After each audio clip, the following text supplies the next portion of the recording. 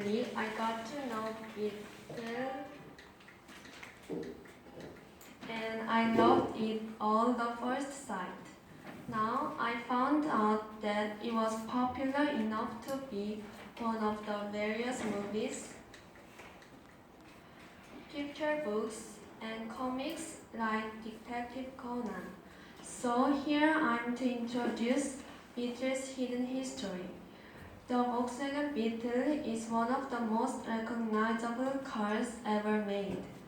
In its 81-year run, the quirky car sold over 23 million units and left tread marks on 91 countries worldwide.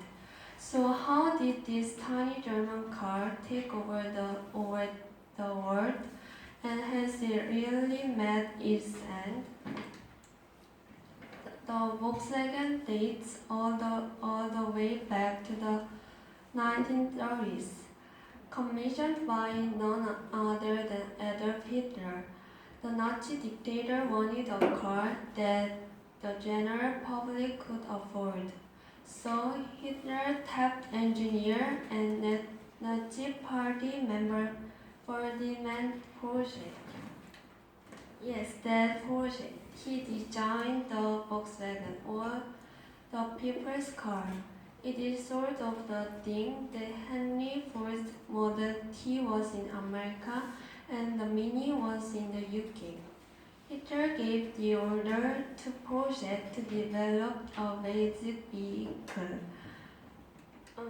that could transport two adults and three children at 100 km per hour while not using more than 7 liters of fuel per 100 kilometers. In addition, under the price of 1,000 marks. In those days, with that much money, you could only buy a motorcycle.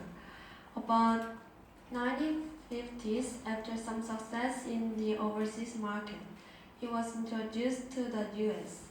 People nicknamed it Beetle, and thanks to 1960s campaign Think Small, the United States became Volkswagen's most important foreign market. And in 1972, the Beetle passed the Ford Model T as the best-selling car of all time. It remains one of the best-selling cars of all time in the US. Volkswagen introduced various models such as the Super Beetle, the new Beetle. However, with sales having declined since 2013, Volkswagen announced that the Beetle had reached the end of the line.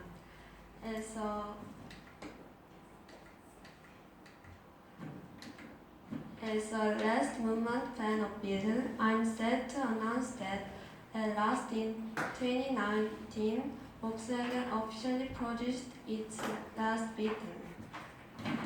That's all for today.